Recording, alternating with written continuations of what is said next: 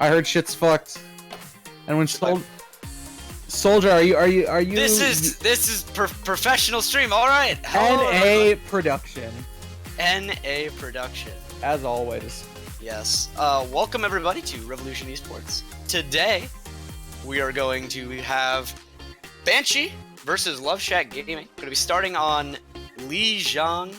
I think this is Night Market, which is personally not my favorite of the Lijiang maps, but these two teams, I was looking at their stats, and they are literally identical in map differential.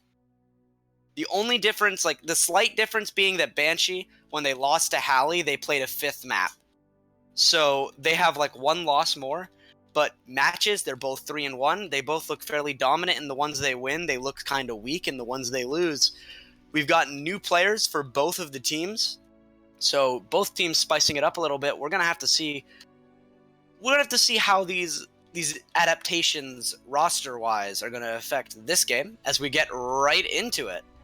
Yeah, it'll be interesting. We aren't enforcing the 2-2-2 roll lock for this season, and yet Love Shack is choosing to run a 2-2-2 comp, while Banshee are running a 3-2-1 comp. They got the single DPS in the form of Hanzo, and then they got the Orisa, Hog, and D.Va on their tanks. Yeah, we've noticed in previous games as well, teams have chosen to go for that 2-2-2 lock kind of style. As Alibaba, he's going to get halt hooked, pulled pork, whatever you like to say. And that's going to give them not only point presence, but also 5 kill elimination. But now it's res, so now we're back to 6v6, but they've got point. Nice Dragons going and then in here. Yeah, and you got Falrix able to put pressure on the people on the point. They're stepping out of the open, and they're letting Alibaba and Falrix just get those shots in on them. Jay's gonna fall. Polo gets the DMAC into Poril. That's effectively a kill. Alibaba will finish them off, then take out his fellow Hanzo before Ford shuts him down. But most of the kills right now are going the way of Love Shack. First capture, though, did go to Banshee, and they are going to get almost 30% on the board. Actually, they will get 30%. This is a heck of a contest going on here. Like, this fight has been lost for a while, and they contested it all the way up to 34%. That is fairly impressive for Banshee. That's a good number to put on the board. Yeah, definitely. The stall there really paying off. I mean, that's one less fight they have to take now, and they were at a disadvantage for most of that fight after that res. The amount of damage and the double sniper pressure from those two angles kind of put them down. An early dragon going to be thrown in. Actually, it's going to get two. It's going to get Jay and Linnea, and that means a nice halt, I think, got them into that dragon.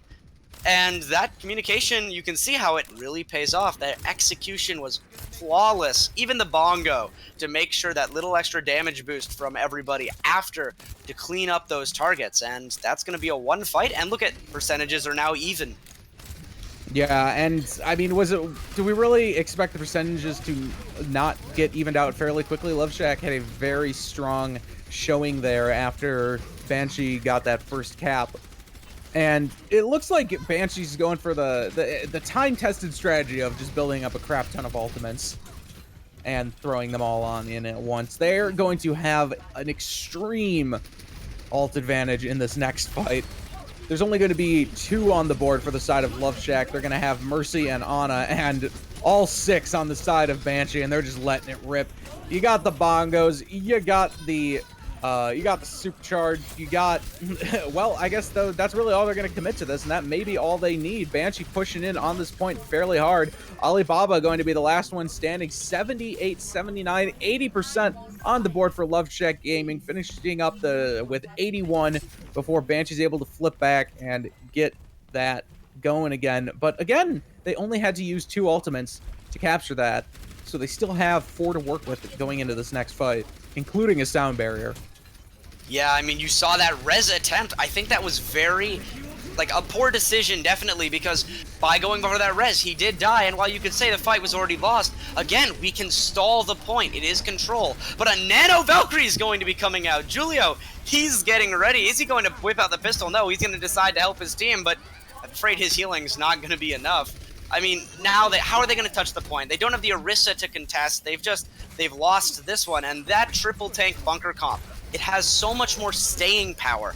It's just providing them with the the meat that they need to not only build up ults like Nano and our Lucio sound barrier, but also to just not die. I mean, they still have their tank ults and they have Nano. They're gonna get Diva and Dragon. Like, it's gonna be very one-sided. Yeah, I'm honestly a little surprised to see them running the Diva here. You'd think Coriel might be able to go something like a Bastion. You know, as long as they're going with bunkers, they could throw up the Bastion there and just sit behind the Orisa shield and melt face. That's something, one of the only comps that you can really run Bastion in. Yeah, Dragon gonna come in. It is gonna get toasty, a little bit of a KD buff, but I have to say, the decision-making on the team of Love Shack, when they lost that fight, they should have known Styx ults were up. They knew they were going to lose the fight. So if you lose someone that early, especially your Roadhog, your main source of damage and sustain, protecting the Orisa, that combo of Halt Hook is very crucial to the composition. You don't try and res him, you just have to back to point and try to stall time, and that costs them a much quicker fight, which means less percentage, and after that, they just looked in shambles. Yeah, and I mean, we've seen the effectiveness of Halt Hook in every level of play, from like low tier all the way up to the Overwatch League.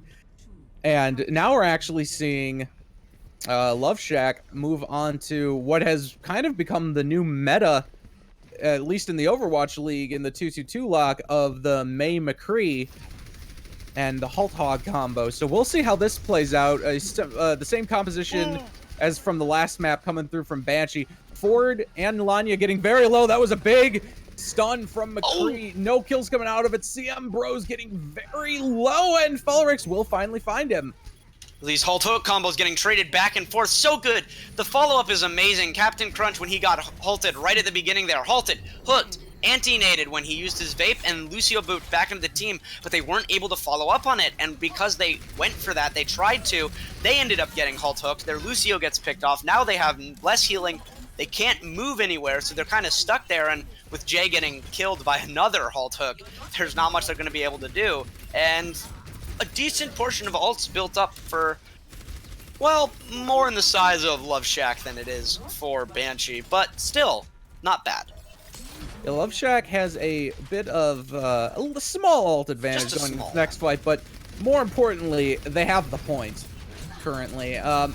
Alibaba, though, gets shut down very quickly, 74% of the way to a Blizzard. You got to imagine they would have had it in the next fight, but we got Felrix with the Deadeye going up top, trying to be a sneaky boy, or maybe not. No, he was just going to grab a health pack and a re-engage in this fight.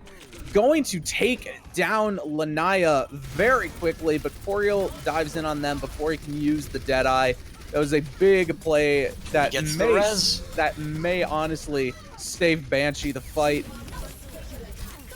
But Love Shack is getting a lot of these kills and not a whole lot of progress with trying to retake that point. Jay's going to just go in there along with Ford, dominate. Though, yeah, okay, finally, I'm sorry, my brain's a little bit scrambled, but Banshee will finally get the flip on through. 73% on the board for Love Shack Gaming. Neither team has a whole lot of ultimates to work with. There are two on the side of Love Shack, but they aren't really huge ultimates. Yeah, I mean, like, so many ultimates committed to that fight as well. I mean, they were able to stall it out like we were talking before, but it's a little bit different. Like, remember, the key percentage point that you want to get to when you have the point is you want to get to 85%. If you can get to 85%, you're in what we call one-fight territory, because the only way that they are going to be able to contest the point is by staggering their bodies on, as Linnea is just going to be cleaning up more kills. He's been playing absolutely insane on this map, as he gets a third onto Captain Crunchy 14. I mean, this play has been insane, but you have to admit, they switched back to this triple tank comp.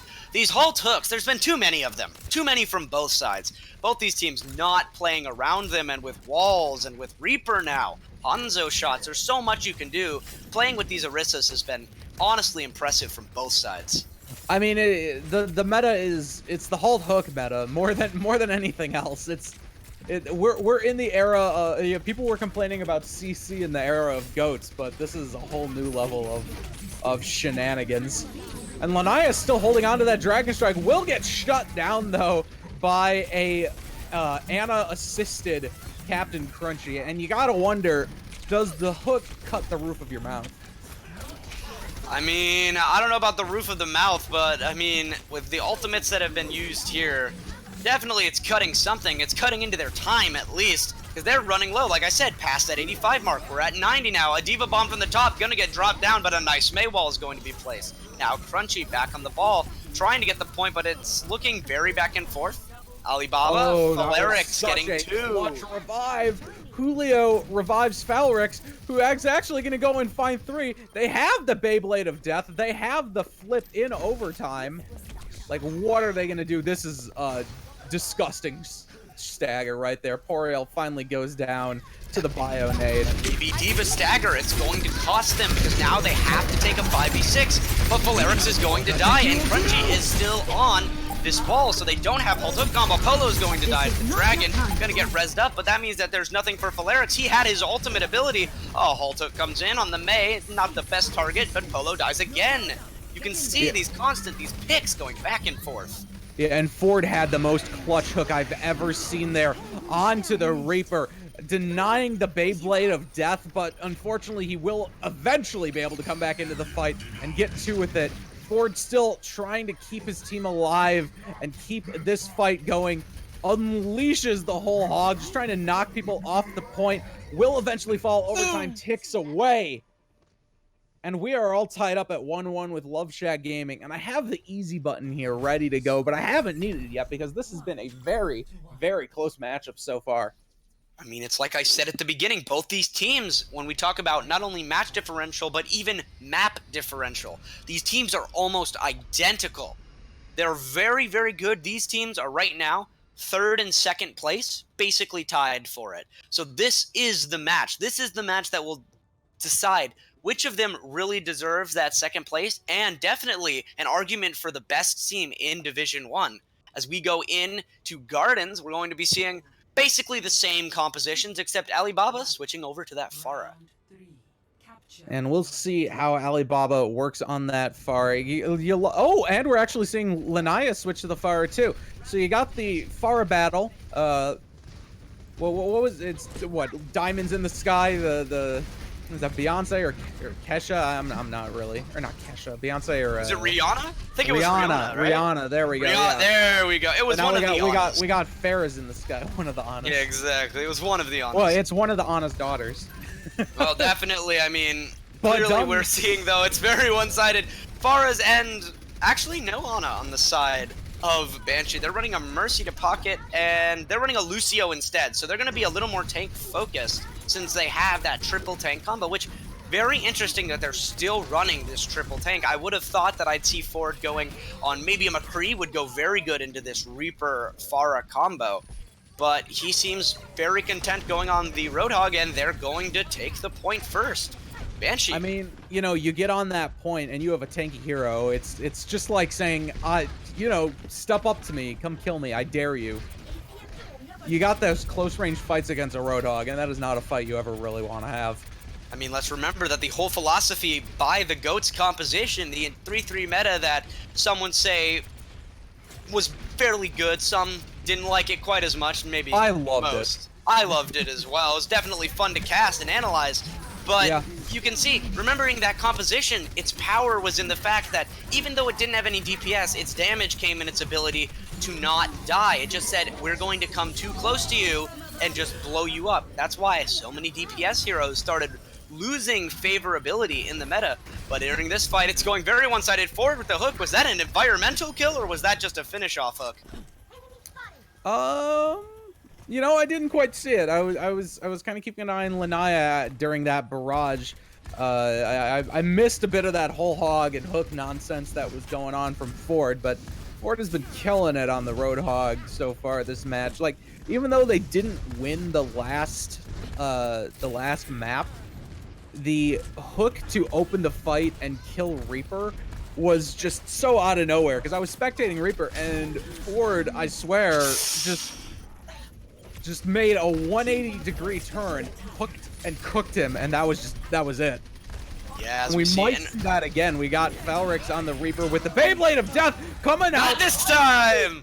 The Diva Bomb's gonna get him, but not after he's already gotten 3. And let's remember that Alibaba, or rather Linnea, was picked early by a Halt Hook. These Halt Hook combos, I don't know if to say they're executed well, but I'm not sure if it's both of these teams using them well or both these teams playing very poorly around them. I mean, we could see another Halt Hook coming out here. As we see the Hulk comes in, the Fortify is going to be used. So it's going to block that hook. But we see Ford finally going over to the McCree. Just like I said, I'm such a genius.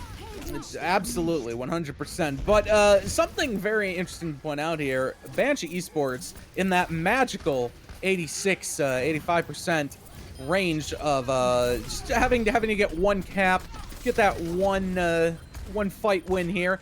And they are well on their way to doing it with some big picks going on. All the kills going the way of Banshee in this fight, opening up with a big barrage from Linnea.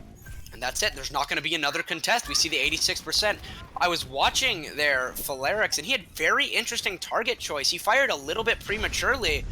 And, I mean, the McCree turned around, did more damage to him, and he had to get away. Lucio is there to contest, but they're losing people before they get to the point. Yeah, Lucio is not going to be able to solo cap that point, and if he does, God bless his heart. No, he's dead. Okay. Very true. Captain Crunch coming in with the Nano, going to be able to keep himself alive as well, at least for a little while before Poriel goes in.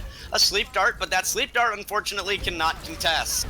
I'm more of a Cocoa Pebbles kind of guy, but Captain Crunch is good every now and then. Yeah, fair enough, fair enough. But as we see here, Banshee eSports going to take the win, and very arguably off of the back of Ford with some amazing hooks, some great ult denials, and even a clutch McCree at the end there. Very well-deserved play of the game here.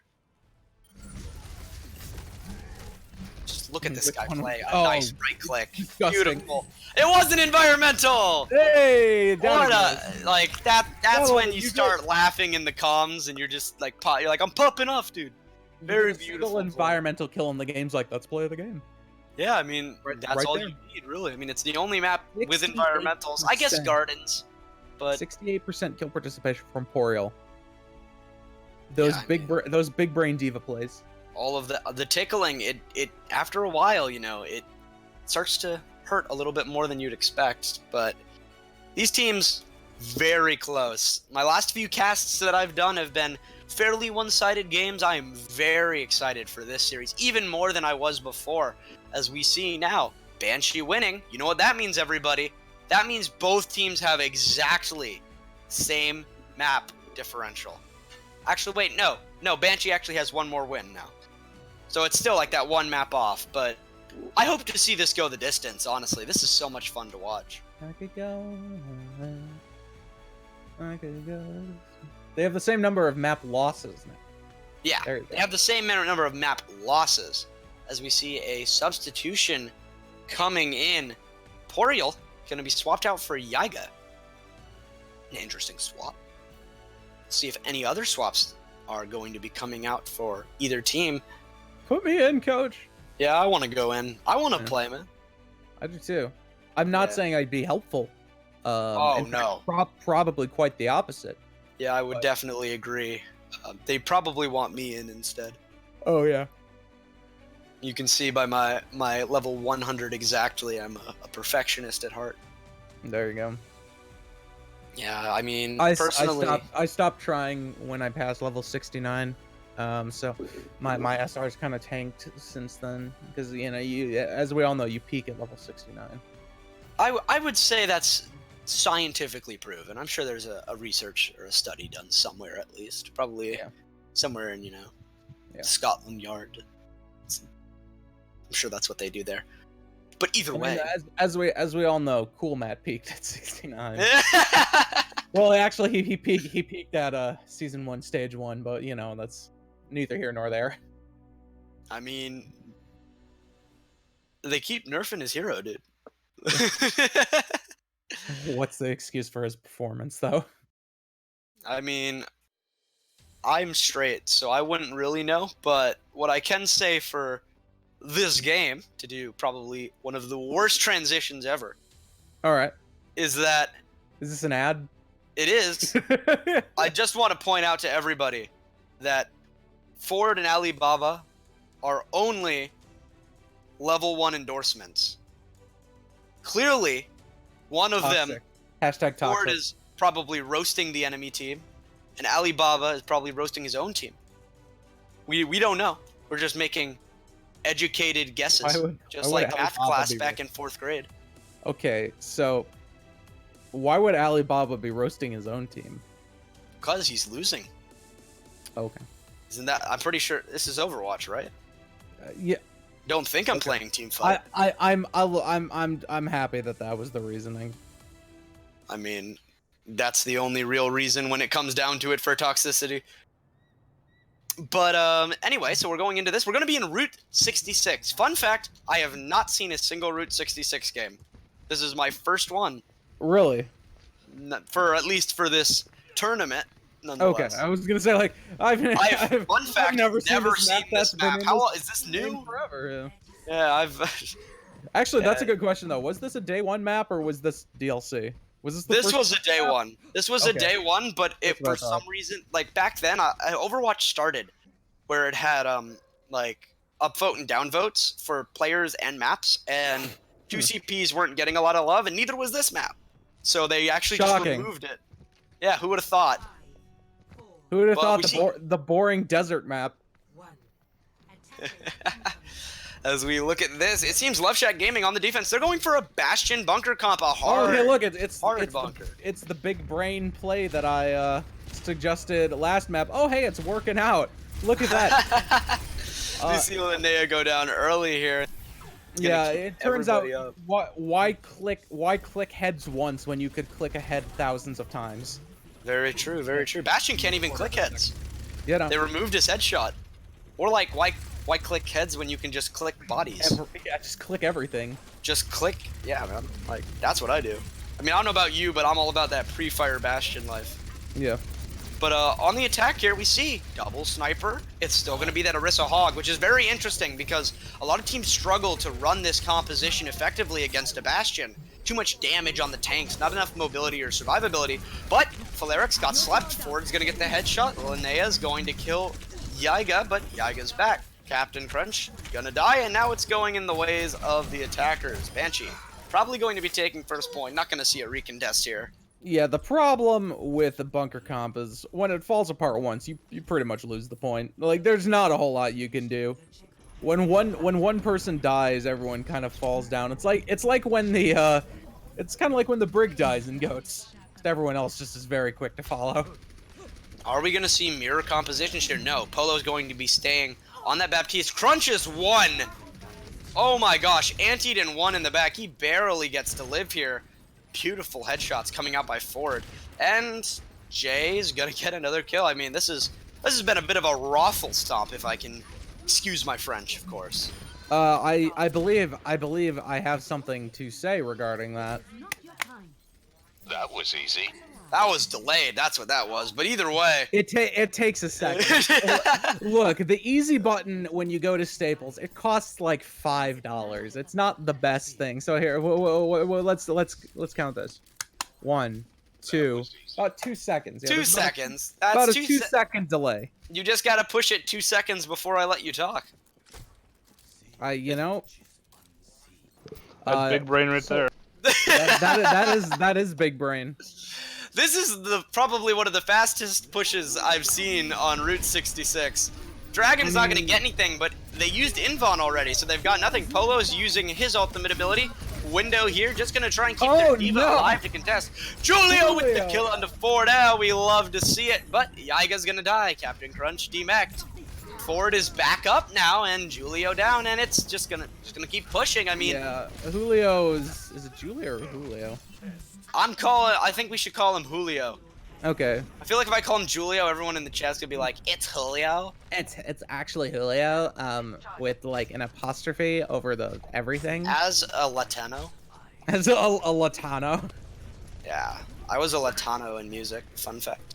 Latino. But either way, Ford gonna get the better of this. Ford. Okay, this guy is insane. Let's just say that right now, MVP is just from Julio. Ooh, yeah, very good one on to Linnea, but no follow-up because Julio is going to be dying to Ford. Ford, I mean, the man made cars, and now the man's making kills. Like, he clearly understands the mechanics of the payload, how to move it faster. 2 more! Dude, this guy's insane! Yeah, I'm just gonna switch to spectating Ford. Just give me Yeah, I know, real quick. I mean, I've been on Ford ever since he swapped off Roadhog, but... I'll be honest, I have a Honda, but Fords are good too. Yeah, you know, I don't have a car, but when I do, I'm starting to lean a certain way. And EMP is going to come in. It's going to get everything except Toasty and Ford, which means that Nano is going to be usable. Crunch on the ball, trying to recontest 2 one way, but now we got 2 going right backs. Philarix did not die to Ford instantaneously this time. Is going to be able to get Linnea, but not going to be able to deny the res. With the Reinhardt of Yiga slept at the door. Julio's going to get 2, though. A nice nade and a nice follow-up kill onto Jay is going to stop this from being a complete roll. We'll have to see if Ford can keep this unkillable streak going. That'd be a no. Yeah, something about a Reinhardt and a Tracer on your face just doesn't feel good as a Widowmaker. I think it's more the giant rocket hammer. Which, fun fact, totally stolen from Alita Battle Angel. Putting that out there. Yeah, I mean, is it stealing if they're dead? Like, it's not like they're gonna use it. I mean, the like, series has been going since the early 90s, so... I mean, let's be serious here. If his family had it, his family probably would have sold it by now. Because that's just kind of what families do. As we can see here, Bongo's going to be coming out early, a halt, but no hook. Interesting. As the Dragon's going to come through now, Valkyrie, sights, they're popping everything, and it's going to give them a fight win here. This is last fight. I think I've been spoiled by Ford sniping, because I switched to Falrix, and, like, not hitting the headshots every single time, I'm just, like, disappointed. You just have a little bit of you just doesn't like it. Yeah, and then Lanaya comes in and is like, hey, I don't need to hit headshots when I can just storm arrow you. That was actually really interesting as this fight, I mean, this is just staggers at this end. Ford actually threw his mine behind him into the back right, covering flanks. I mean, thinking of absolutely everything. He's going to get 2, going to lose Linnea again to Philarix, but it's not going to be enough. Ford is down. That might be enough because there's no res for him. Linnea's been resed. So now what are you going to do? Where is your damage going to come from? I mean, I know I would imagine it's also coming from Linnea. Maybe, Linnea's been holding his own, to be honest here. He's definitely... has moved now. I mean, let's be honest. Linnea's been performing insanely, but Ford has just been popping so hard, it's almost like hard to see. As we see, another headshot comes in from Julio. To Julio, Ford with 2 more. Is there any pressure on this guy? Yeah, he just lets it rip with the Dragon Strike, too. How is this... Well, this is a hell of a contest, though. Like, they are finally going... Okay, maybe they're not going to... Oh, okay, I mean, considering they only lost 1 fight, capping with only 1:25, it looks flashy, but it doesn't look great. They could have done so much better. They were on the verge of 3.5 minutes. Now losing about 2 minutes just to clean up is a little bit annoying, but I mean, what are you going to do when you're hitting shots like that? You're hitting shots like that from both of our sniper players. I mean, like, it's kind of hard, you know? Like, that's a lot of the damage there. The rest of the team is just going to have to follow up. I think at the end there, CM Bros actually got the final kill to push them through. Maybe they just needed more pistol mercy. It was a big hog kill, I believe. That was the game not winning, but the round ending. The time stopper. Yes, the time stopper. The time stopper. Roadhog, he's so fat that like time and space just kind of collapse in on itself into his gut. Would have been a cooler hero than Sigma. Hey. What's wrong with Sigma? I mean, people you don't like insane old white dudes with no shoes for some reason? All I'm saying is that I think he's a throw pick, and not just because he throws rocks. He throws people with his ultimate ability, and he throws shields. He's someone's fetish. To be honest. I mean, we can talk about this after the stream, but either way, no, we need to talk about this on stream. Right now, casting is done. I want to see how quickly I can get Twitch to take this channel down. We've only been up a month, please, sir. My sub. I better get my money back then, because I subscribed. Either way, we're going to be seeing a triple tank dive coming out from the side of Love Shack Gaming. They're done with the 2-2-2. They're not screwing around anymore. And a double sniper bunker coming out from defense. This is almost becoming standard on defense for a lot of teams, and even on offense against some bunkery compositions. I mean, oh my god. We were seeing bunker come out pretty much at the end of Stage 3 in the Overwatch League as well, like even before the 2-2-2.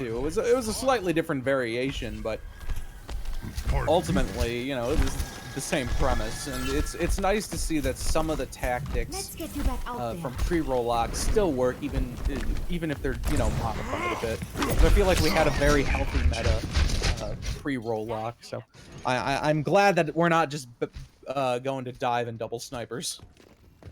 Yeah, I mean, you can see definitely. I mean, like, just like we were saying, how these teams, 2-2-2 lock is not a thing for them, but some teams prefer to go for that 2-2-2 lock. You could still run goats every single round, but they choose Yaiga. Oh my god, Yaiga. Jesus Christ.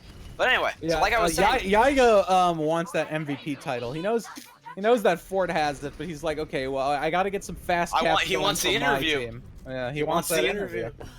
Well, it seems like one of them is going to get the interview so far based on performance. But, like, just like we were saying how these teams, they're running 2-2-2 even though they don't have to. I think at the end of Stage 3, they knew about 2-2-2 lock coming. They were told a couple months ahead of time. So I think they were just practicing their 2-2-2 comps. Like, they're like, even if they run goats, I don't care. I just want to practice. Ultimately, like, a lot of them were running, like, triple DPS and... Oh, yeah. I feel like they had learned counters to goats, you know? Like, they weren't... It wasn't like, hey, we're gonna run... You know, we're not gonna run goats. I think they just found strategies that worked against goats, even if it took them a full friggin' year to do it. Very true, very true. As we see, Yaiga dies pretty early here. Just jumps in, gets clicked by a Roadhog. Kind of just how it goes sometimes. How it be, if you know what I'm saying. Yeah, and Captain Crunch, I'm not sure how they survived that, because they got cornered with a whole hog, got demeched, got down to about, like, 5 HP, and somehow managed to escape. They will amazingly get back into their mech. Well, Yuga takes out the charger, or the supercharger. I always forget what that's called. Is it supercharger? Yep, that's it. Okay. We call it bongo here in the professional scene. Oh, yes, 100%. Just like I call Reaper's finisher the Beyblade of Death. Just call it the Donkey Kong ult from the Wii U version. The Donkey Kong. Dude, I hated that bongo. Anyway. DK. Donkey Kong. DK. Donkey Kong is here. He's the leader of the bunch. You know him well. He's finally back to kick some tail. His coconut gun shoots fire in spurts. If he shoots you, it's gonna hurt. I'm all right. Anyway, moving on from that, we won't judge your memorizations, but either way, Yaiga going to be going aggressive on these snipers. So far, these scrappy fights have not been favoring the attack because of the spawn advantage, and also for who's been getting picked. We were talking about Ford in the attack. He's still doing pretty well, but Linnea is absolutely popping. I mean, they're putting so much focus on Ford, but they're not paying any attention to Linnea, and I mean. Well, what I said about Love Shack Gaming in their last game is they had two players. They had Tex and Light. Did you see the distance of that? That was a spawn shot, right? That was a spawn shot. Beautiful. I just jumped between the two, and it goes all the way to their spawn. Felrix walked out of spawn, and then Felrix was dead. I mean, I commend the man's willingness to continue this Widow duel, but I wouldn't have such will to do so. I feel like I'd be more effective on probably Mercy at this point. But we've already got that picked, so maybe a Lucia. Look, sometimes you just gotta spectate Widowmaker in third person, and it's for everyone. And Ford. That's 4 in a row in favor of Ford in this Widow duel. I mean, at this point, one thing in Widow duels that's very important that sometimes people don't realize is that it's not necessarily aim that makes one of the Widows better. It's information. It's team telling them, where's the other Widowmaker? So that they can then take that information and apply it. And the Widow who gets more information faster and applies it better is often the Widow that wins. And we can see Ford, his team is definitely helping him here. He always seems to have Falerix's number. And so Falerix, he's going to swap onto Ashe, which just seems worse. I mean, at this point, it's just like anything but Widowmaker. Ooh! Headshot onto Yaiga, and Linnea's going Baba. Some pretty one-sided fights going here. 360! Not going to get anything, unfortunately. Nothing's going to peek him there. As we see 3 ults now. Both sides, actually. Alibaba's got the Genji going. He was trying to bait a sniper shot from Ford. Oh, that's cheeky. Oh, look at Ford holding this angle. Whoa! Genji, you. Diva spotted him. I'm surprised no call-out was made, or at least not respected. As we see Ford, he's just going to pop back in the sky. Look where the snipers are. There's no one on the snipers. Ford gets a nice grapple shot onto Polo. Clean up onto Alibaba. Toasty's down, but is it enough? Leo's going to be able to kill Ford. It's back and forth. Linnea's dying. It's a 3v3 right now. Toasty's back up. That's a lot of healing. That's a lot of tanking. Not a lot of damage, but not a lot of damage needed with all these low, softened targets left. I mean, we see right now Falerix on the hide in the back right now. Falerix is like, anyone? Guys, I want to play. Oh no. Can I have a ball? That was a good usage of his boop. But ooh, dude, Ford is insane. Oh, that was insane. That was disrespectful. Whether he's having an on game, I mean, for all I know, he's having a game, but this guy is just playing insane. Falerix over to the Tracer, just trying to get a recontest. But I mean, when you have sights up as often, you have the kills, you have the dragons this often. So according to chat, we're pronouncing Yeaga's name wrong. It's Yeaga, not Yiga, or not Yiga. It's not Yiga, it's, what's it? It's Yeaga. Yeaga? Like Jaeger? Like Yeaga. Okay, do you want me to pull up Rainbow? Do you want me to pull up how to pronounce Jaeger? It's Jaeger? Yiga. It's Yeaga. I'm seeing double E. Yaega. Yeaga. Yaega. Yaega. Yaega. Yoga. Dude, yoga! Yoda. I'm just gonna call him Yoda for the rest of this match. Yoda, 22,000 damage block. Can you spec other players, please? Unlucky. Not a big fan of the snipers. I guess he sees too much in his own games, clicking his own head. Unlucky, my guy. Can we get some more free cam views of fights? There we go. You hear them. You hear what the people want. I believe that would be the fault of our NA production. I just realized that in talking to you, soldier. Screen at the end, those are actually like continents. I've played this game for almost 4 years, and I didn't realize that that was like the globe in the background. Really? Yeah. Okay. I'll just... Yeah, it was never something I cared about, but I mean, I noticed it. It's interesting. Definitely. I mean, so far... Alibaba, a well-known character from Aladdin, is swapped out for Zero.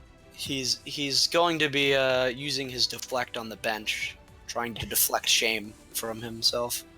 Deflect shame from his family. He is benched. Who is put in for him? Zehu? Zeru. I love names that don't have letters that make sense. I'm gonna call him Zero. It's Japanese. Zeru. We have Throne Butt also coming in for that guy whose name I can't pronounce. I think it's Yayiga. Yayiga. It's Jesus Christ. Dude, he said Yayiga. I swear. Yeyega. Yayiga. Hey. Hey, zombie. Who took my bike? It is Yayiga. It was Banshee. Not Yayiga. Yaiga. Oh, it's not Yaiga, it's Yayiga. Okay. It's Yayiga. I'll tell you what it is. It's benched. That's what it is. As we're going to be going to Volskaya Industries. I cannot wait for Chad to catch up with our discussion of how his name is pronounced. I'm just waiting for Captain Crunch to pop off because I got jokes.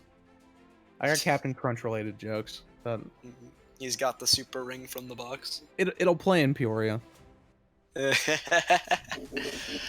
Interesting. The swap's Throne Butt and Zeru coming in from Zeru. So that tells me that they're having a little bit of issues, maybe roster-wise. I mean, let's remember that they've been constantly swapping.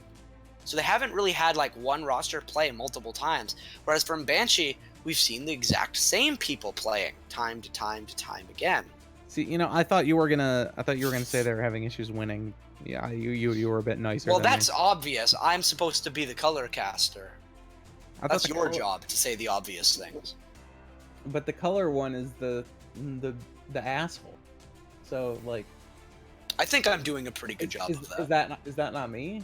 I'm only an ass to you, though. I thought I was the asshole. I mean, we can be assholes together. That's been my shtick the entire time. I'm the heel. Should I even go there? Should I even make a joke about needing healing? Well, considering how bad he actually is at Overwatch, he probably needs a lot of it.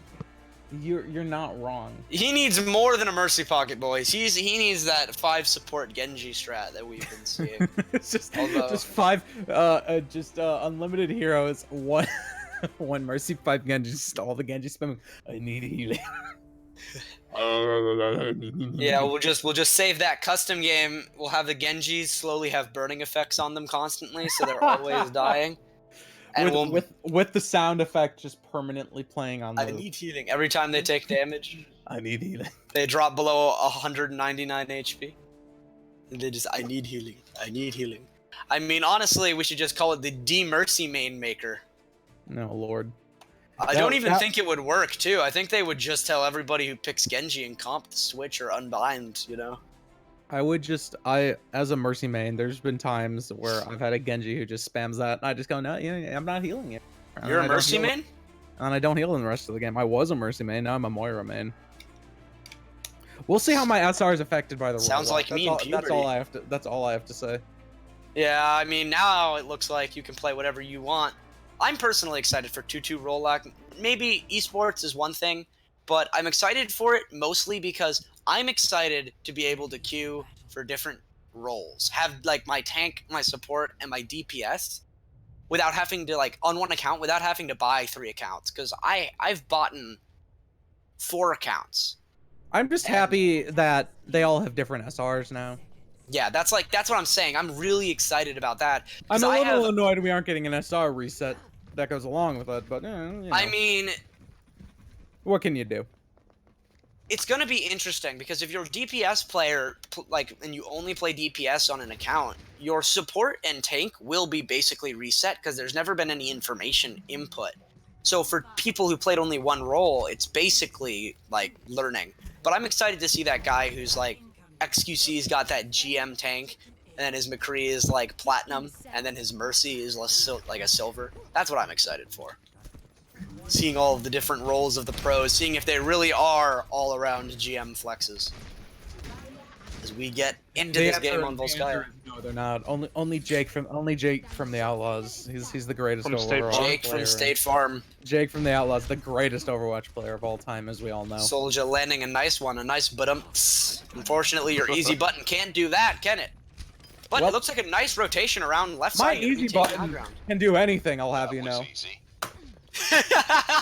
You pushed it preemptively 2 seconds, but you pushed it too early. A Halt Hook comes in, and that's going to be 4 dead. I mean, it's always a nice round when Ford is the first to die, but Linnea, like I was saying, you kill one, but the other one just pops. It's hilarious because it's exactly what I was seeing from Love Shack in their last game. They were popping where their DPS, if you killed the Ashe or the Hanzo, the other would pop off. It's really interesting seeing this kind of play coming from Banshee. It's almost like Banshee just read Love Shack's notebook and just murdered it. They've learned it, and now they're just better at it. As they're going to be taking A, it looks like they're going to take this with 220 remaining. That's going to be 520 to take B. Oh my god. That's a little gross, but their Ana's gonna have a little bit of catching up to do. Toasty's kind of running back to the fight, and they're gonna get there before the cap comes in. 5:24 on the clock. That's kind of insane. Thankfully, though, with the reduced, actually, I'm assuming that's live for this. I don't know if it is, but the reduced time for respawns on point B. It is live, yes. Okay, all right, so that is 2 live. picks going immediately. Donike has literally only built 61% of Ana. He's been on Ana this entire time. He hasn't been able to build Nano. Toasty's had it for about a minute now. holding it very warm and toasty against his body, keeping himself alive and awake in the wintertime. Look at this point. It's getting held well. Falarix's Bob, it's not going to do anything.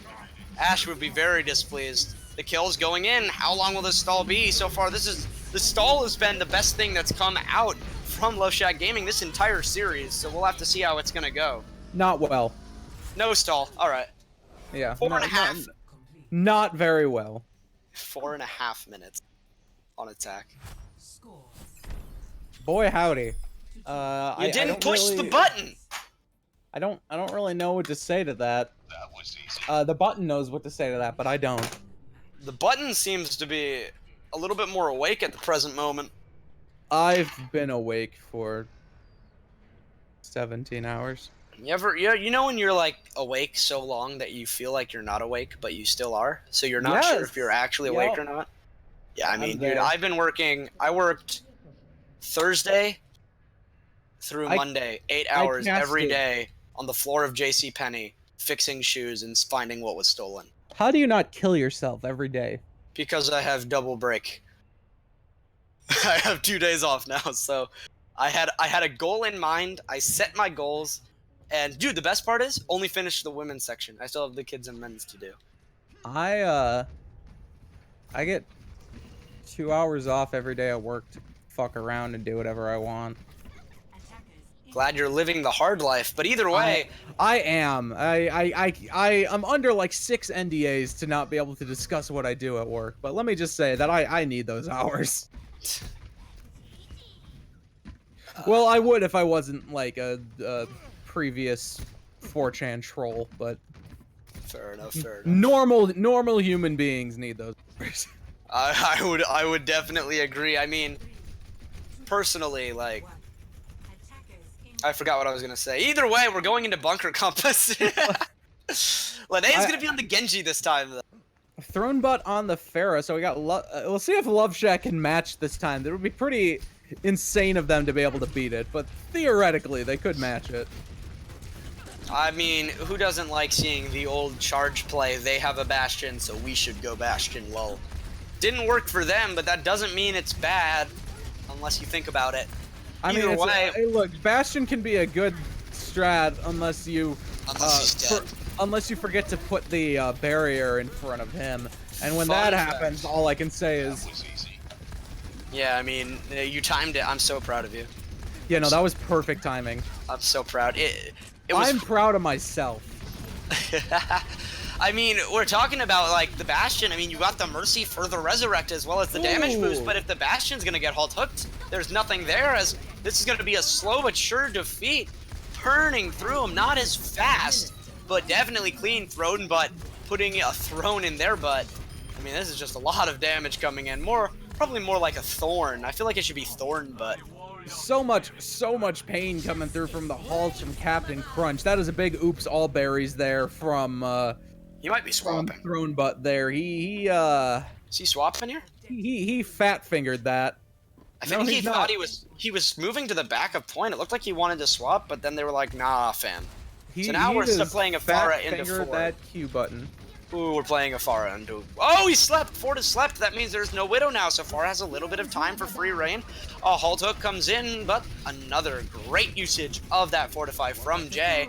And with Linnea's going to be down, Ford gets the headshot on Zehu, which means Dragon comes through, but no Hanzo. The res on the other side, but Ford down to Julio. Julio is the only person with a positive KD on Ford, I swear. That was a little bit of a yikes there. The barrier came down from Captain Crunch and immediately got eliminated before the Diva Bomb went off and killed them. That was yike. That's what we call focus fire. Yep. Very good. If they win on this next push, they can pretty much tie this. Well, not tie it, but they'll be very close in the time bank. Rip Alibaba, who has left. Alibaba has, like I said, he was definitely on the bench. Apparently, his mom had to come pick him up, unfortunately. But you always you hate to be that kid in soccer when it's tied and your mom's like, "We have to go, honey. I've got a hairdresser appointment." But either way, are you speaking from experience? Unfortunately, I never got to play soccer because they only put me on the bench. But I looked really, really good with pom-poms in my hand. Look, they made an entire movie about people like you. It was called Bench Warmers. Never saw it, but and it had the Adam Sandman. Yep. I never saw Bench Warmers in the same way that your parents never saw you play sports. I mean, to me, Bench Warmers was a documentary, but either way, Ford's gonna get the headshot on Zeru. It seems like no matter what Widowmaker player they throw at him, he's just gonna get the kills. A tick is gonna be taken, however. That's what we call progress, but fair, they're not gonna be able to progress much further. Ford with 3. I mean, committing ultimates at this point seems like a swap from Captain Crunch to me. I don't know, what do you say, Detective? Am I the detective here? Well, I'm not talking to myself. I mean, Maybe I am. we're gamers. We don't really have friends. We do sometimes have to talk to ourselves. It's mandatory. I mean, Thronebutt looks like he's gonna switch unless he's waiting for someone to come in. Captain Crunch is just punching a wall in frustration. You'd think a switch may be a good idea, but I don't know. That's 2 ultimate abilities we've seen used in a very clearly lost fight. A silver team could have realized those fights were lost. Look at this positioning from Ford. As the resident silver, let me assure you that no, they would not. Oh, I have more faith in my silver team that I coach than apparently you have in your comp buddies. But I don't have comp buddies.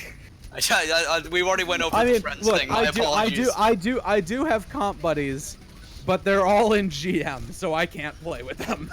You've gotta love it. Just have him buy some gold account. It's definitely healthy for the game. But either way, we're seeing now a Baptiste coming out. I don't know about the game, but it's healthy for Jeff Kaplan's wallet. I'll say that much. I mean, Jeff gets carried every day, but he's a diamond tank player now. I heard he's moved up from plat over the last 2 years. Very proud. Nano boosted Phalerix going to be coming out with that Roadhog ultimate. But a nano boosted phallic, just a giant dick flying through the air. Yeah, that's what we like to see, boys. But this, they're holding on the point. They've got 2 ticks. Maybe. I've got a fiance. Round 2 will be completed. But a minute 30. I mean, on 2 CP low. I mean, are we really upset by that?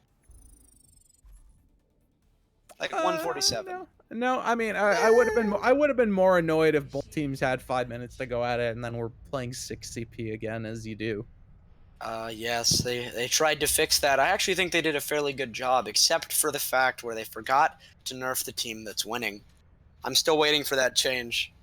People are, someone named Kanori is suggesting that Revolution get new casters, but I hate to break it to you, we're the best you've got.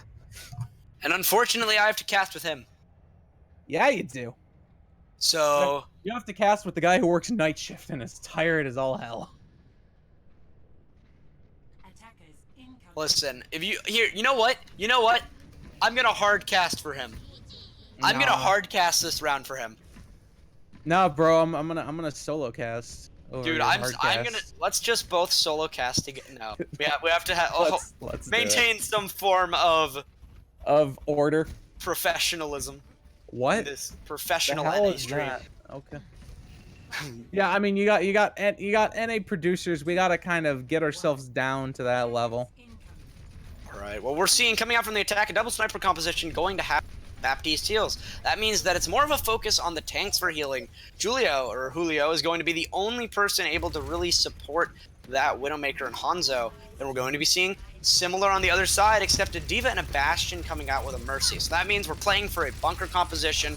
They're trying to hold this high ground. Didn't work that well for them last time because of the halt hooks. But you can see the damage output can be a little bit much. This halt hook's coming through. Zeru is going to get them with the Widow Mine onto Linnea. Ford is playing the Bastion, which means a different Widow player. And that means Zeru is going to be unleashed. 3 kills coming out from him. A quick take. Looks like we're going to be going to point B. Do you think we're going to get a roll? Are we going to see them finish with time on B? It's hard to say. I haven't seen too many rolls since the quick respawn thing came into effect. So teams usually have a chance to get back there, especially on a map like Volskaya, where most teams choose not to contest if they've lost before. Yeah, definitely. You can see a very quick take, though, coming out. Ford's going to swap onto that Widow. Linnea, very good Hanzo player. That Widow was not up to standards. We've, again, been spoiled by Ford's play. We really have, and yeah, right now I think Zero's winning. I believe they got 3 kills with 0 deaths in that last fight, so we'll have to see if they can maintain their pun-worthy record going into this next fight. That's right, everybody. Clip it, chat, if you heard the pun. If you didn't, please follow.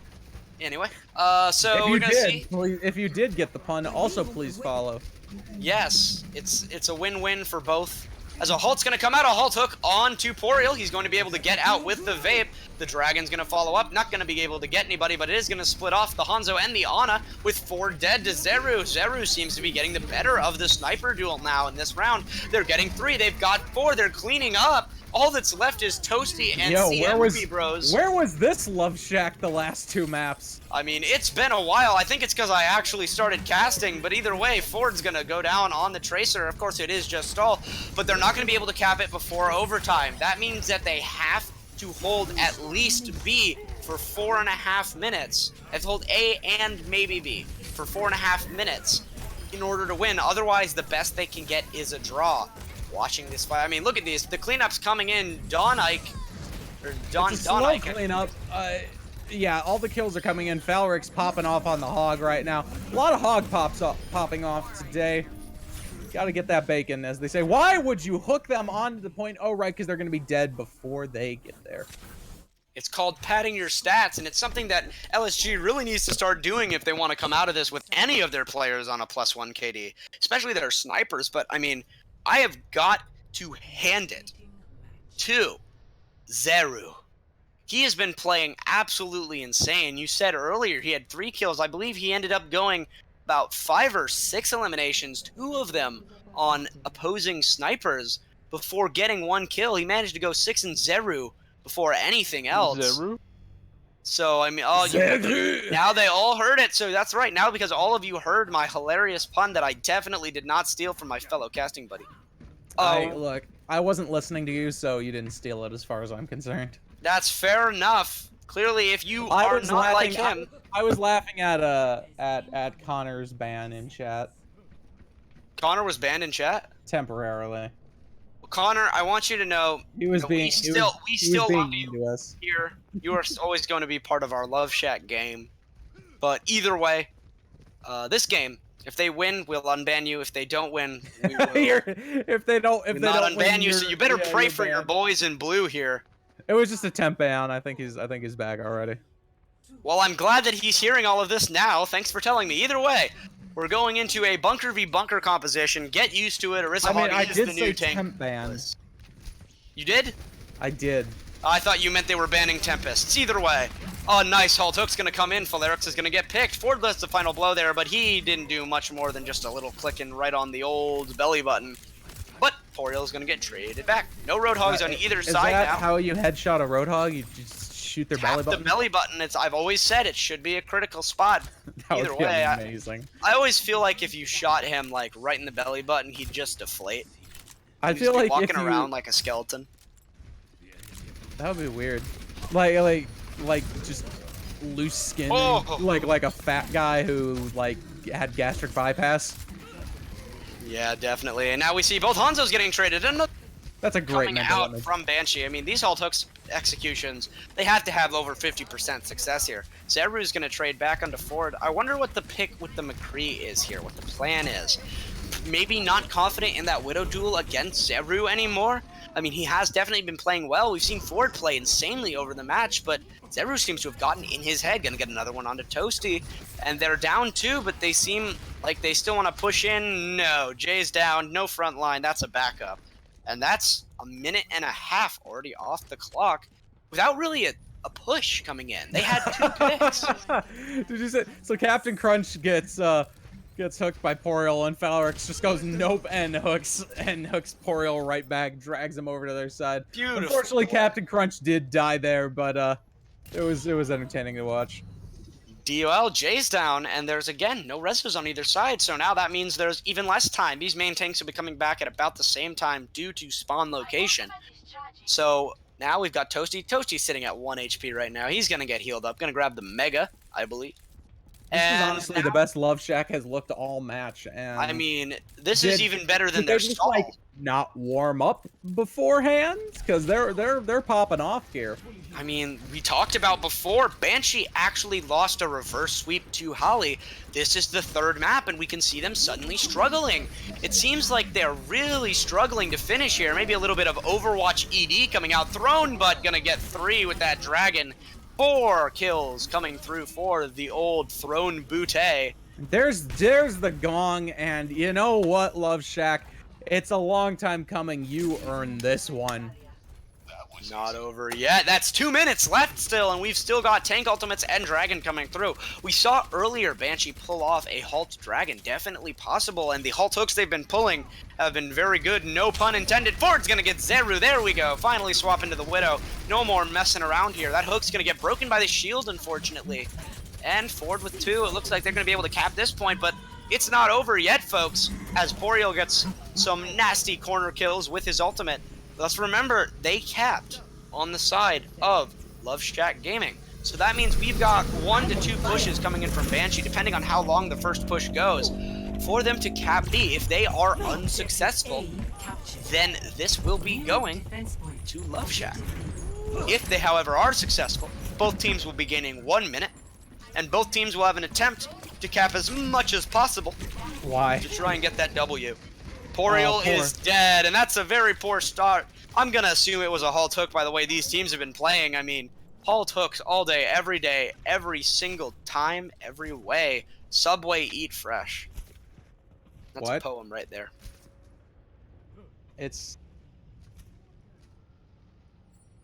Anyway, we're seeing a recontest coming in from the attack. I'm working on a haiku involving halt hooks, and it's gonna end with it snowing Told on my Mount pork, Fuji. bent me like a spork made of plastic. Jesus, that sounded weirdly sexual.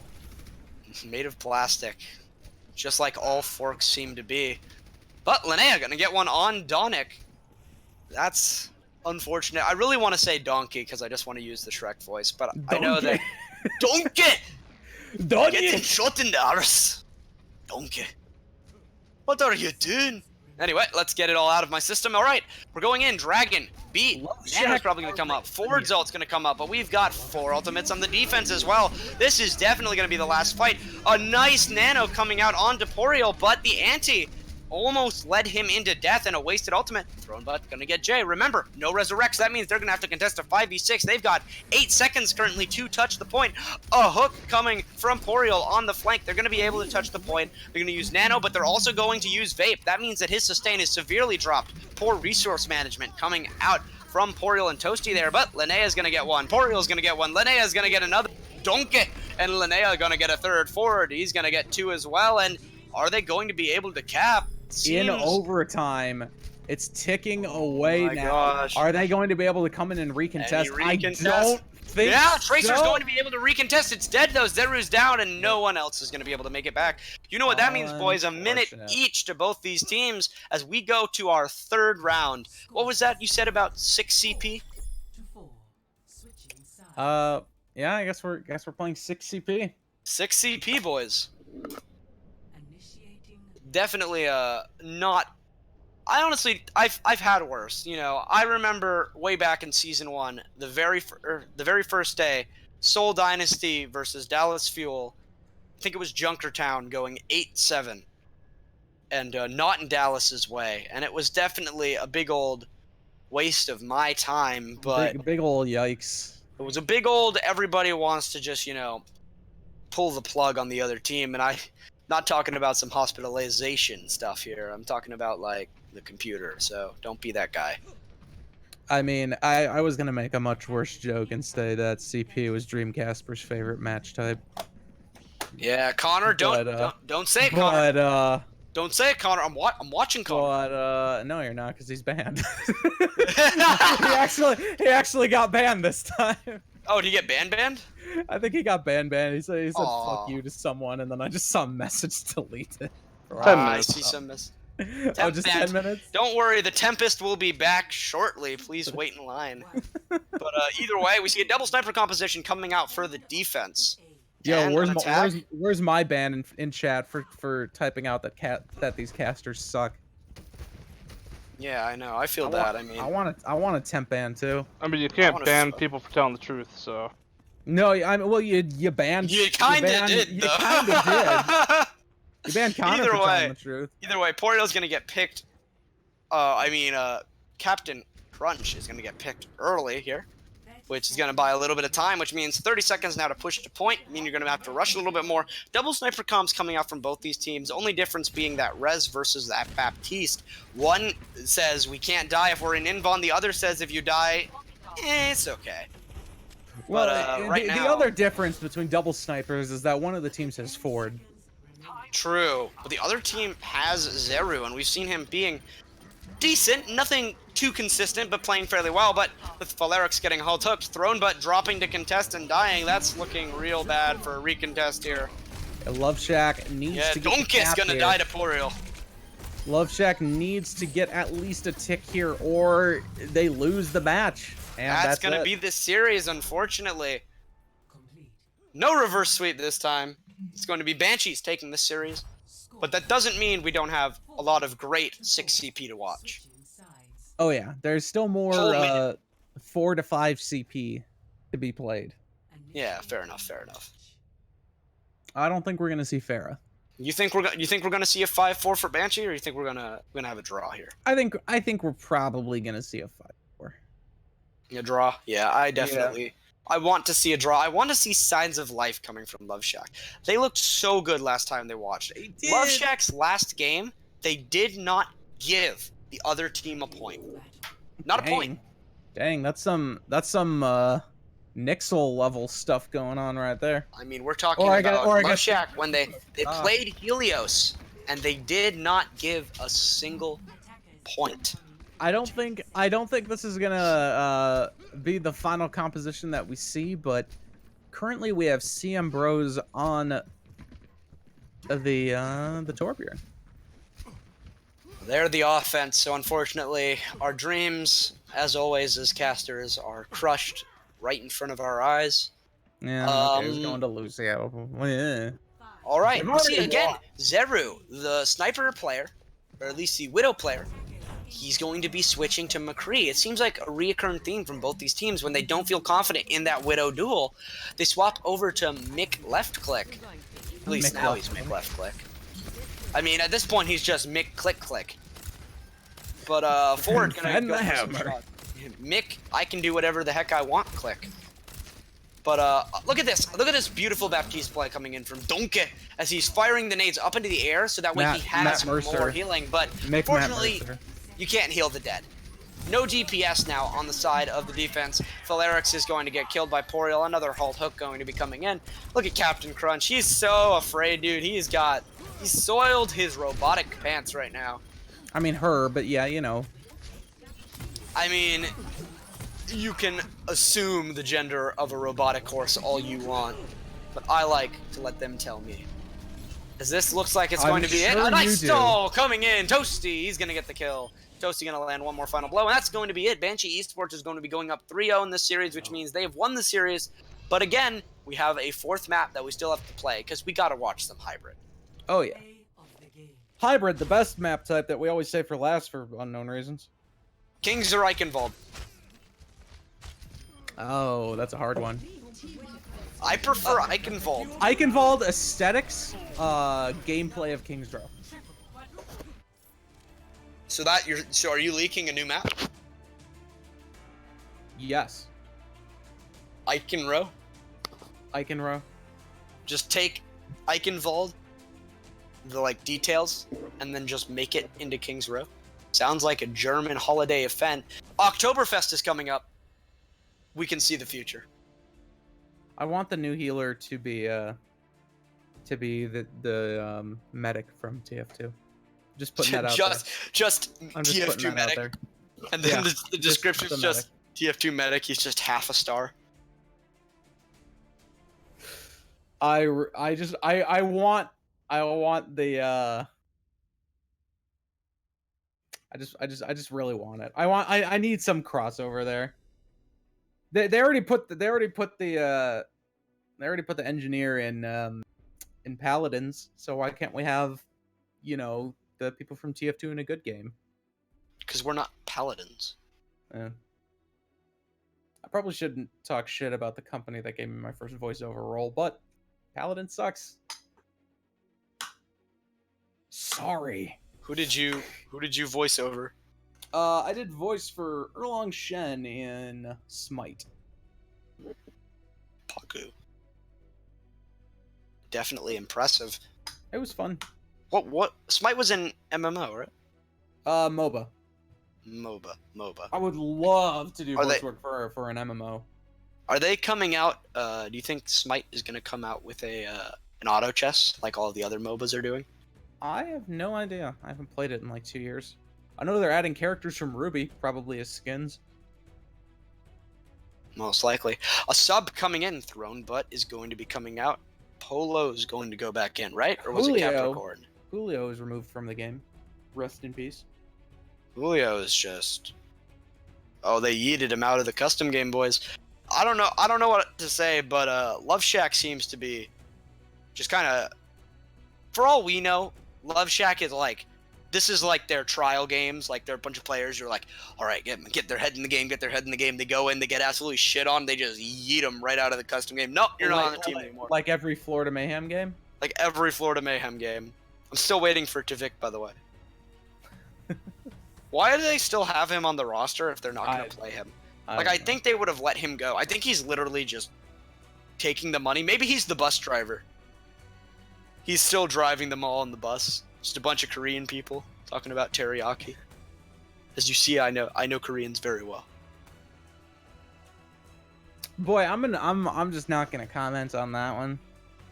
What else would you Because I'm very tired and I'm afraid I'm gonna say something very offensive.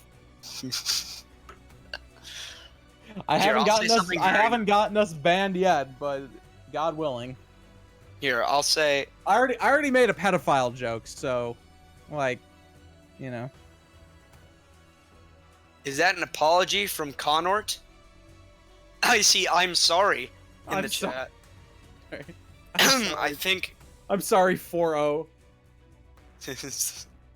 For all I know, he might be just saying, I'm sorry to the other team of Love Shack. Yeah, he's sorry to Love Shack. Cap is mad, and I don't blame him. I mean, I too would be mad if my cereal was underrated. Is it because we're BMing him?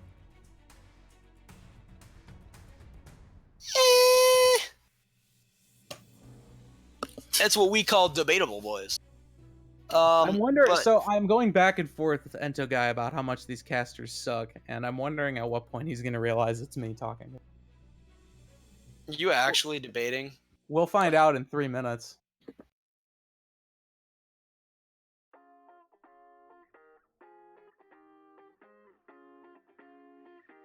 Imagine being the forever main tank, the forever benched main tank of a dead Discord. This chat is A dead Discord. Wait, are we talking about Nevermore? I have no idea. I will bring my might hammer down and curb stomp your ass with a pencil at Capricorn. Jesus. We have some very passionate players in our community. As you can see, definitely people who love improving and they love to play with each other, whether it's mentally, physically, violently. They seem to really have that brotherly love, you know, like the brother who pushes you in the mud, but also like then you grow tough and then you start pushing other little children in the mud. That kind of a brother. I'm an only child and adopted, so. I don't have a brother, so we don't even know what we're talking about. Hey, Either way, siblings. we're going to be going into Icon Row, I mean Kings, because it hasn't been reskinned, but just wait for Oktoberfest to come around. I know I'll be drinking my brews. Do you have a brew specific? I'm a Guinness man myself. Guinness, not bad. A bit standard. I'll be honest, I'm 17. I was fucking with you. But either way, this is definitely going to be... What's interesting always about fourth map, whenever a team has won 3 maps, is the level of effort that comes out from both of these teams. A lot of the time, the defenders, or the losers, as we'll call them for now, also known as LSG. The loser. The losers, yeah, unlucky. It's an unfortunate name to have. I feel like, you know, I have a community, a Blue Tempest community that I coach multiple teams in, and I was considering having an in-house scrim and then making a role that said wieners and losers. And based on your reaction, I'm feeling more like I should do that. I think you should. But either way, we're going to be fully seeing... support this. On defense, we're going to be seeing the same thing. Double sniper comp, again with Donkey on the Baptiste. Polo gonna get a headshot onto Ford. That was amazingly fast. That's what we call, hi there, by the way, I have Sonic. That's some baby bay level sniping right there. Yeah, definitely. We see Poriel's gonna get pulled in, a lot of damage gonna be put onto him, but no kill is going to be converted. As we wait, Ford is now back. So, both teams at 6. Another halt. Hook is a little bit short, and the Widow Snipe a little bit late. A halt, a hook back. They're going to get Poriel, and nice anti is going to kill Poriel there. One thing I'm noticing from both these Roadhogs is the moment that they get hooked, they immediately press their vape. And these Anas have gotten very good at throwing the nade, saving it for that hooked Roadhog, and then antiing him so that he wastes his vape. All it is a 50% damage deduction, which is very good, don't get me wrong, but that 300 health being removed, just, the ability suddenly is not enough. No, and especially when they then just push in on you as well. These halt hooks coming out from Love Shack on the defense right now are frankly quite disgusting, and Danyik falls in the back line. They have a little bit of a Lanaya problem going in. The hard. pest control is here, however. Faleric's gonna come in, clean him up. He shouldn't have been able to stay there that long. I mean, let's be honest here. But you see Ford kind of holding down the fort right now with these Widowmaker shots. He's on statue right now. He's gonna get Zeru. He's gonna get Falerix, the Bongo, and the damage. No, just Bongo. I'm dumb. Gonna allow him to get the damage he needs in. Each of those headshots, by the way, 450 damage with Bongo. That's pretty disgusting. I didn't know that stat personally, and now I feel physically ill. That's a little gross. Turns out Donkey Kong's ultimate is better than we thought. But either way, we see some double snipers still on both sides now. This is interesting. So this seems to be what these teams, these Div 1 teams, have deemed the meta of the 2-2-2. This kind of composition, but a little bit of difference. Baptiste, which is more tank focused, versus a Widowmaker with a Mercy, more pocket focused. But CM Bros has actually not really been pocketing Ford that much. So it's kind of interesting how they're playing their heroes the same, but they're picking different ones. And I mean, I would argue Ford that doesn't need pocketing. Ford just does Ford things and pops off and hits people in the face. He's Fair playing, enough. Look, Ford is out here playing a point-and-click adventure game where the only puzzle is use gun on head. Yeah, put the bullet in the hole, which is in the head. Zeru is going to get Lose Zeru the Widow kills duel. Yeah, Zero loses the Widow duel against a Mercy. Unlucky, dude. I mean, I hate when I get that DPS only Mercy and Widow headshots. It happens to me all the time. But so far, pretty much a roll coming through from Banshee. I mean, we were talking about earlier, were they going to try hard? It seems like they don't have a no-try mode, if you will. They're going to be throwing the arrow through the window. I do not believe that actually does anything for Dragon. But it looks super cool, and it's coordinated, which is always fun. But either way, the point, this seems to be the fighting choice, as Linnea is going to get hold hooks. Some very good movement from CM Bros there to play around that corner, keep himself out of LOS from a potential hook or a headshot from Polo or Falerix. And that res is going to give them enough where they're going to be able to push through. They've got 3 minutes, 49 seconds left, and they're pushing into the end. Yeah, and if there's any silver lining here for Love Shack, it's been Falerix on this map especially. I don't think Falerix has missed a single hook. I've been camming him quite a bit because I love Roadhog, and I just keep saying hook dead, hook dead, hook dead, like doing so much of the team's damage. Even when there's no backup there, even when he's getting knocked around, always landing those hooks. Yeah, definitely. Very impressive play coming out from Falerix, at least on this map. Definitely peaking now, which I guess is better than in high school. But Zeru comes out, gonna get headshot immediately because Sights was popped there. Polo goes down as well. Forward with 3. That's gonna be enough cleanup here. Will they cap with 3 minutes? It looks like they're gonna be just under 3 minutes. Forward rotating to a new position, but it's not gonna matter here as they're gonna cap with about 250 something left. I think 252. It certainly was 250 something, and it'll be hard for Love Shack Gaming to compete with that, although if chat is anything to go off of, they're more of Assault Shack Gaming, but you know. 256 definitely. I mean, when we talk about like going into the chat and we were reading these players going back and forth, let's just remember that both of these teams equally suck. So no one, like, really the high ground goes to me, obviously, because I have say on who is good and who is not. The losers here are people who are listening to our... At the end of the day, the winners of this game just lost a little less. Yeah.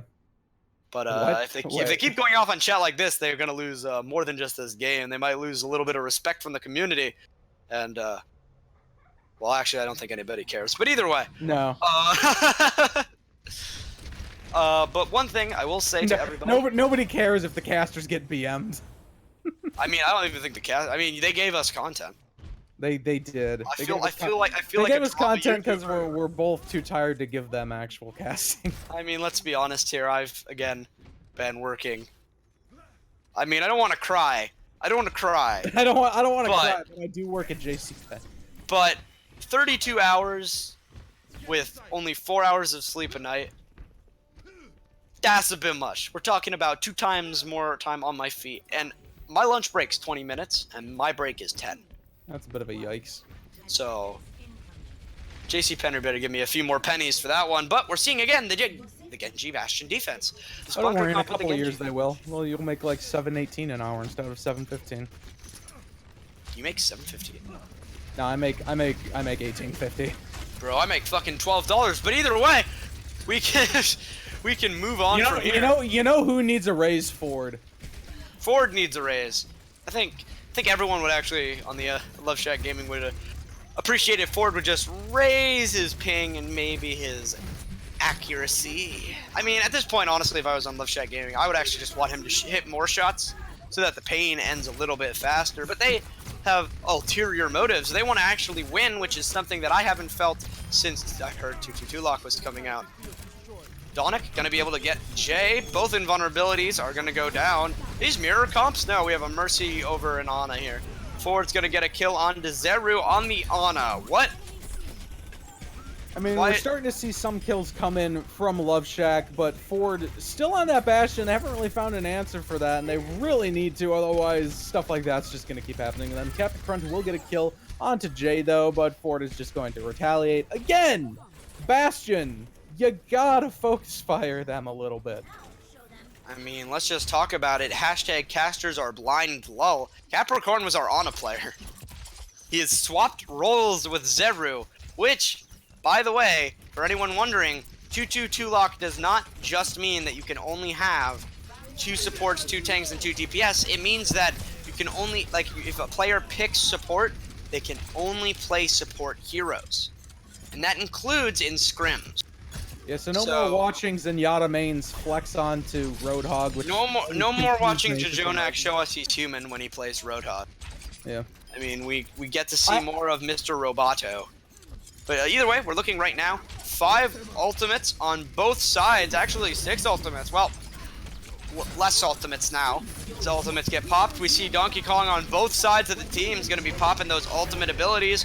Blade, Nano Blade's going to be coming in. A Diva bomb down, not going to get anything. Blade going to be countered back, going to be able to get 2. Ford's going to get 1 onto Capricorn, but Linnea's going to go down during his Blade to Polo. Polo with that nice storm bow, but too much damage, too much shield, too much absorb, too much love coming through. And unfortunately, Love Shack is not able to power through. Solid, like, auctioneer impression you had going there for a minute. Really showing that we're both play-by-play casters. I mean, I fill both usually, though, but it turns out a lot of people are better at talking smart than talking fast. Unfortunately for me, I can do neither. But either way, we see pushing in now. We've got Polo. We've got that nice old dragon. Going to be shoving it up their butts. As well as Phalix with that ultimate. Phalix might use his ultimate. Shield break, but Bastion burns him pretty quick. It's kind of difficult. Right now, it seems interesting. They kind of popped out of their turret mode. See, I'm terrible at talking. Yeah, no, okay, so here's the thing that happened there. Ford got scared. They forgot that they had the immortality field and ran away from the dragon. Unfortunately, and out of the immortality field. And then, before they died, they quickly ran back in so they didn't die immediately. Yeah, because they need to make sure they pop out with only that 40%, that 20% health remaining. Otherwise, the Invon didn't feel like it did jack. Hey, you know, remember how I was saying that Phalix was, like, gunning for that MVP spot on Love Shack on this map? Yes. Yeah, he kind of just popped off, got a 3K, and they captured the first point in almost overtime. So, now they are moving on to this next point. You got the damage boost coming through from the Baptiste. Is it going to be enough to halt Love Shack? They have a good bit of momentum from there, but it looks like they will be forced back just a little bit. Ford now moving off the Widowmaker onto the McCree. We'll see, or sorry, off the Bastion onto the McCree. I'm just so used to seeing them on Widowmaker. Polo will get the kill onto them, though, so Ford actually losing a precision fight for probably the first time this entire match. Immortality field, though, probably going to be, you know, probably going to keep them alive a little bit until someone shuts it down, or it shuts itself down. Dealer's choice. Donyik just going to go ahead, pop the Coalescence. Big EMP comes out, gets 4 in there. 2 people are going to fall. Captain Crunch gets the DMAC and the kill onto Ford. Capricorn finishes off Poriel, while Polo fires the Dragon Strike in, finds Toasty. Ford now moving on to the Roadhog, just trying to find something that works here on this defense. Minute 37 left, and Love Shack doing a very good job pushing through this second point. Gonna definitely capture it, move on to the third, potentially send us into extra innings here. They really do want that point. They don't want to go home empty-handed. Definitely, and one thing I just want to BM them. Oh, yes, of course. When you BM someone, the only thing they want to do is kill you harder. And that's when the team flame starts to come out. But either way, I just want to point out about the cycle of compositions we have seen from Banshee. We see Banshee. Oh my god, Poriel. That was a big bomb's going to take this fight pretty quickly. But like I was saying, as Poriel is killed by Laysuck. But killed by Moira. Yeah, Donyak's just like disrespectful punch, and then I'm gonna kill myself, so you can't kill me. They're gonna get rezzed back up, but that burns the res for the next team fight. I don't know why they res them. They're pretty close to spawn. Yeah, very true. But as we can see from this composition now from Banshee, this was the composition that they ran on Lijiang. This is the same bread and butter comp for them, really. But they started transitioning into that double sniper pick comp, Ford popping off. But let's remember, the first time that Ford came into my mouth as one of the better players here was on that Roadhog. That beautiful play of the game on Lijiang that he had. So definitely this Roadhog battle is going to be sick. Yeah, I'm excited for it. I love to see I love seeing the halt hooks. That was a big EMP. Gets 4, and now faces are being melted on the side of Banshee. Phalix and Polo both popping off. Toasted and Lanya will take a couple kills for themselves, but the payload is pushing forward, and with a minute and a half remaining, Love Shack has a chance to actually finish this with some time in the bank. The contest is coming through late. Lanya finds Zeru with the Dragon Strike. Ford then picks off Phalix, and there may be a stabilization coming through here for Banshee. But Love Shack on their attack run has been doing a wonderful job of falling back when they start to lose players so that they can engage as quickly as possible. They've been looking so solid on this attack. It's Volskaya all over again, and I'm actually hoping that we go to extra innings on this one because they've really started to come into their own here. Unfortunately, that's not going to be the best opening. Capricorn dying very early on the Doomfist, followed by Captain Crunchy getting hooked to oblivion.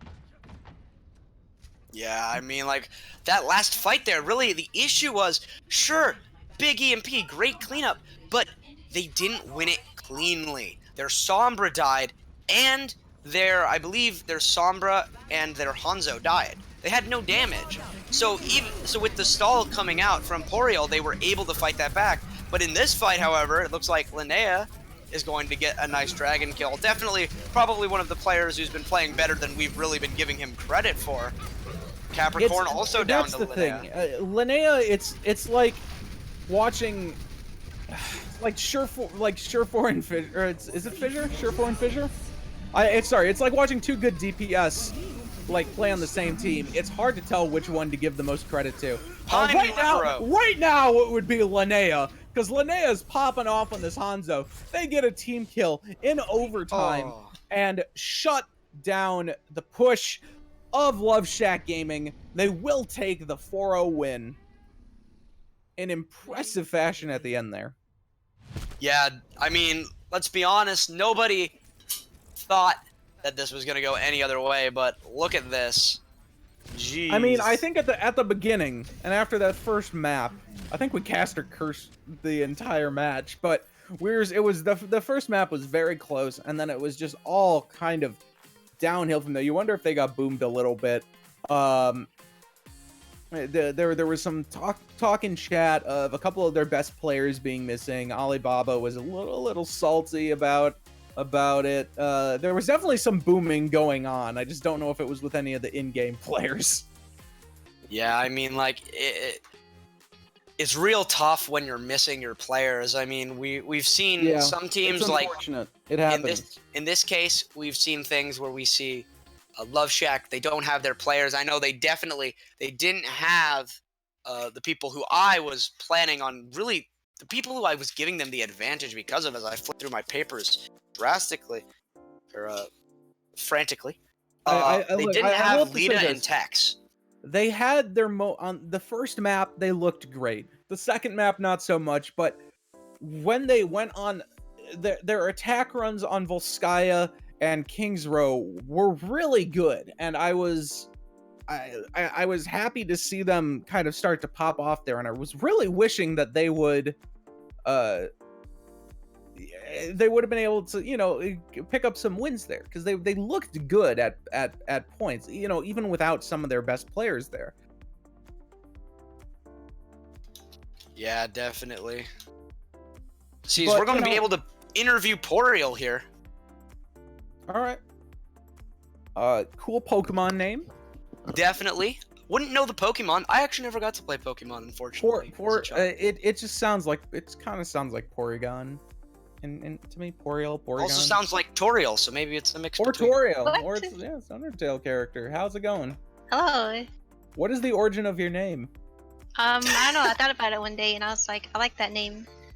All right, there you go. That's how all great names are made. I mean, there you go, sports fans.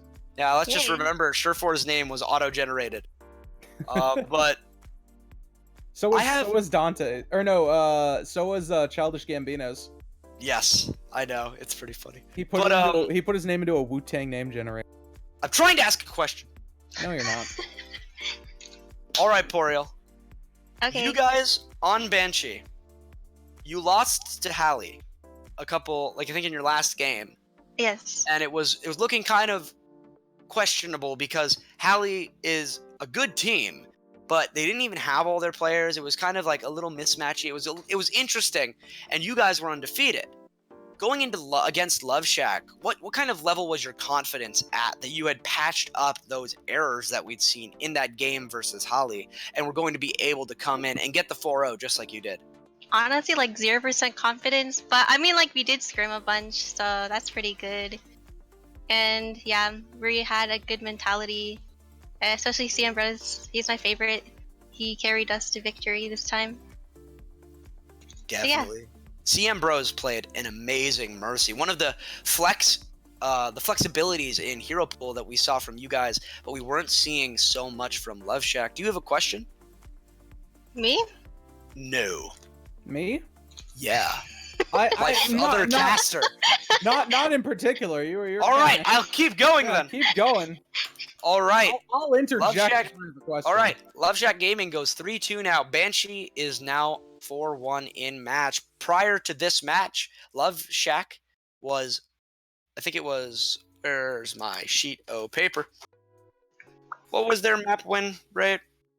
It was something, it was like, they were like the same. It was, Love Shack was 12-4 and Banshee was 12-5, which is basically identical. The 5, of course, coming from the loss to Halley being a map 5 game. So you guys came into this very, very close in the rankings. With this game, you guys are now 16-5 and LSG is now 12-8, which is going to bring their win rate way down. It's going to bring your win rate way up, and is also going to pretty much solidify you guys second place in the standings for at least a week, unless you guys get rolled, which it doesn't seem like that's going to be happening anytime soon. Who would you say on your team really enabled you guys to perform at the level that you did? Obviously, Poriel. Come on. That's Yeah, obviously myself. Like, sometimes, I think we're gonna lose, and then I just do something amazing, and we just win. So yeah. I truly was missing out when I was thinking that was a great answer. No, I'm kidding. It's actually Jay. He's like, his shot calling's pretty good, and yeah, he's Main a tank, good correct? in-game leader. Yes, main tank. Yeah, he was playing a very good main tank. I know both teams actually had very impressive tank lines. I mean, the halt hooks going back and forth. At the same time, I think both teams were also kind of allowing each other to get halted hooked a little bit too much. But another thing that I want to tell you is you guys have Ford and Linnea. So one thing that I had said about Love Shack in their last game, which I believe was against, as I flip through my papers again, Helios, where they did not give up a single point to Helios. That not only did they look insane, but a couple of their players, Tex and Lita, had performed an amazing double sniper composition, whether it be with a Hanzo Ashe or a Hanzo Widowmaker. Hilariously, it seems that Love Shack was unable to deal with Ford on the Widowmaker, and even when they focused on Ford more, that enabled Linnea to come in and get the picks. I feel like your DPS were definitely high skill, but I have a question specifically for you as the off tank. Okay. The halt hook communication. How did you guys develop that level of communication to where you were able to execute on halt hooks like more than 50% of the time? Because it's really impressive. A lot of crying, a lot of practicing. He goes, I'm pulling, and I go, okay, and then I first shift, and then we get them. Seems like a lot of trust definitely going back and forth. I was overall very impressed with you guys. Another last question. Okay. You ran a triple tank bunker on Lijiang, and you also ran it at the end there. And I'm wondering, I know 222 is coming, and you guys definitely looked very solid on that double sniper composition. So I don't have any fear for you guys in 222. But I was wondering why you decided, I know a lot of teams are starting to just play 222 comps to prepare themselves for when the meta changes.